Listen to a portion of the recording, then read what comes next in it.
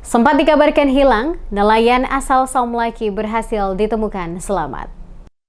Seorang nelayan yang sebelumnya dilaporkan hilang saat mencari gurita di perairan desa Olilit, kota Saum Laki, Kabupaten Kepulauan Tanimbar, akhirnya berhasil ditemukan dalam keadaan selamat oleh tim SAR gabungan pada Rabu 19 Februari 2025.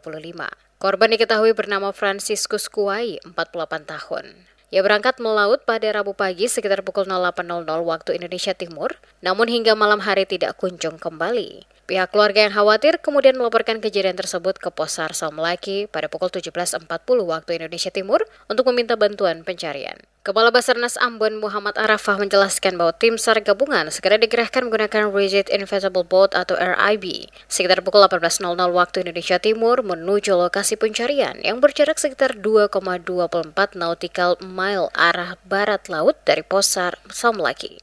Setelah melakukan pencarian selama 2 jam, korban berhasil ditemukan oleh nelayan setempat dalam keadaan selamat di sekitar lokasi kejadian. Selanjutnya korban diserahkan kepada tim SAR gabungan untuk dievakuasi ke kediamannya. Aksi yang dilakukan pada pukul 18.00 WIT, tim rescue Pos SAR Saum Laki beserta potensi SAR diberangkatkan menuju ke LKK. Selanjutnya pada pukul 20.20 waktu Indonesia Timur, terima info dari Korpos Saum Laki bahwa korban atas nama Franciscus Kuai telah ditemukan oleh tim SAR gabungan dalam keadaan selamat dengan jarak 3,58 nautical mile arah selatan dari LKK dan dievakuasi ke rumah korban.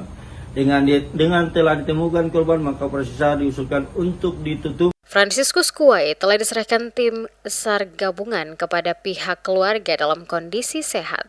Dengan ditemukannya korban, operasi SAR resmi dinyatakan selesai dan ditutup. Arafah berharap masyarakat nelayan dapat lebih berhati-hati dan selalu memantau kondisi cuaca sebelum melaut guna menghindari kejadian serupa di masa mendatang.